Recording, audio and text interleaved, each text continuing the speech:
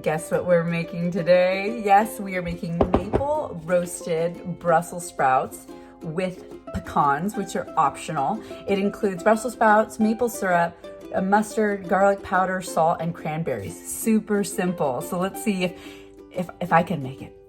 Wish me luck. This recipe is from Plentiful Kiki, and with just 6 ingredients, I'm hopeful that this will be something even I can follow.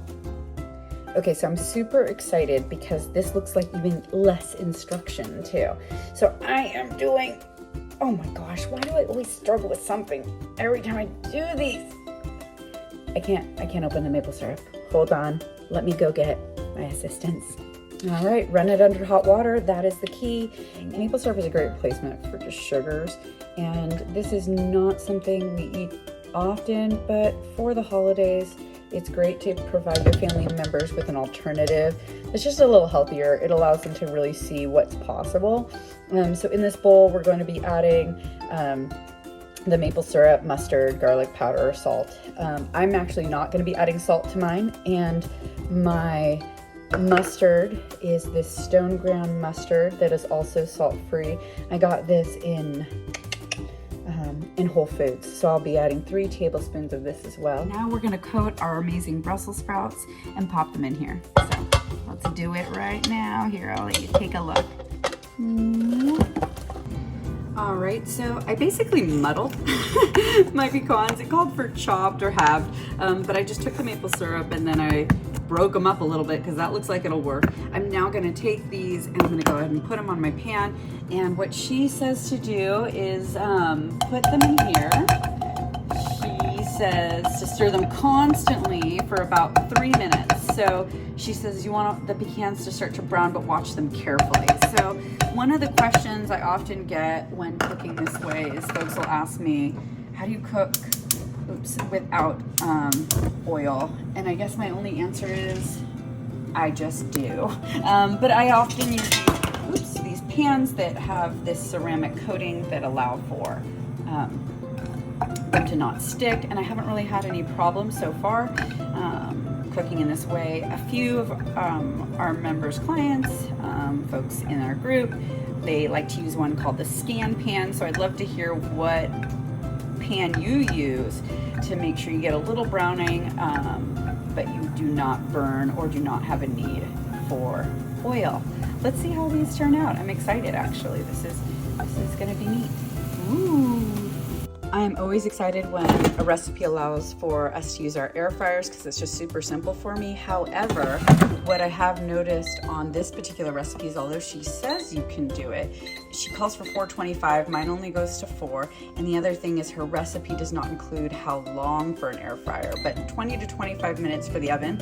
So I'm gonna try 15 and shake in between, and I'll let you know if this works. Let's see how our Brussels sprouts are looking now. Ooh, they look good. I'm gonna try one. Crunchy.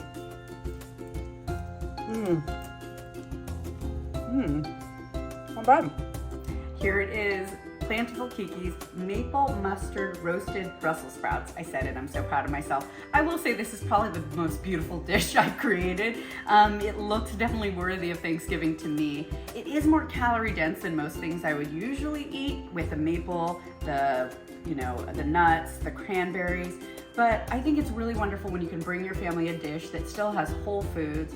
You know, it's much healthier than the alternative of having meat products or bacon or oil or fat. And so give it a try today. I'm really excited. I'm gonna try it again using the oven, but wow, it is really good. So give it a go. So today's recipe of the mashed potato bake, and we have our potatoes. I used a combination of russets as well as white potatoes. Sad story. I was out of broccoli because I'm a broccoli-holic. I even have a shirt that says it. And so although I had broccoli for this recipe, I may or may not have eaten it for breakfast yesterday and didn't have time to get more, so I steamed or boiled these green beans. We have the sauce, which is a combination of cashews, let's see, water, and granulated onion, and then 1 tablespoon of seasoning. So once you've boiled your potatoes, you add the sauce over it, And then what you're gonna do is, at least what the directions say, you know me, I'm always just kind of figuring it out, is you're gonna add some of the water from the potato boiling, and then you're gonna blend it. And I always use my immersion blender. This thing has been around forever. I love it. And then what I'll do after is fold in, not the cheese, but I'll be folding in the green beans and then baking it, I think for, let's see, I'll figure out how long, about 20 to 25 minutes. So I can't wait to see how this is gonna turn out. It is a little labor intensive. I will say the instructions, read through them a few times. That was a little tricky for me, but you know me, not the best cook. So let's see how it goes. All right, so I just placed it in the oven. It's gonna be cooking for 20 to 25 minutes. We'll see how it goes. All right, it's time to pull the mashed potato bake out of the oven. Can't wait to see how it looks.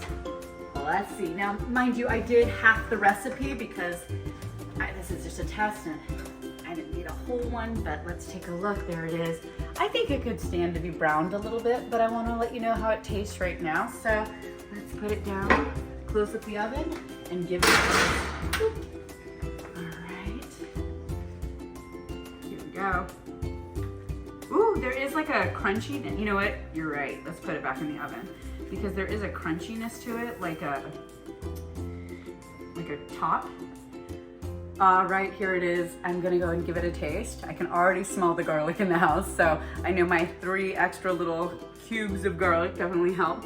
So let's go ahead and take a look. I do like this crunchy top. I don't know if you can't really tell, but there is a layer to the top. Oh.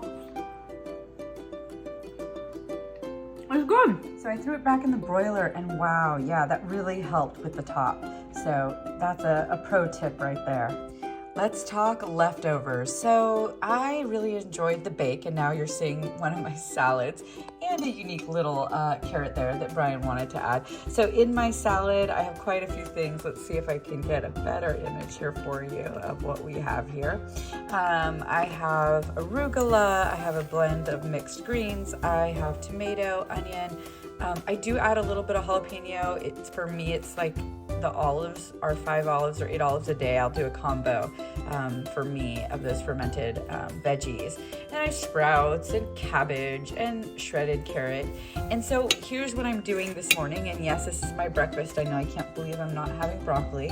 Is I'm taking that leftover bake that really turned out wonderfully. But the problem for me only, is I was just eating it, just gong, gong, gong, and kind of consuming quite a bit. And that's okay. It's totally fine. I don't think you should feel badly about it. It's awesome. I'm glad you like the flavor. But I always like, if there's something to me that I'm just eating like crazy in that way, I like to take that calorie density and add it to some veggies that, for me, veggies is much more of an intentional. I have to really think about it, making sure I do it. So I'm gonna add this right on top. And then I'll use the kind of flavors from the bake to eat with my salad. So this is just my thought process, and I'm curious to know what you might do with your leftover bake, if there's any left. I hope you enjoyed this video. Continue to choose you and choose health. I have new classes starting soon. Visit www.mariamotivates.life to find out more, or click the link for the Jumpstart video above. I gotta grab a spoon. Spoon!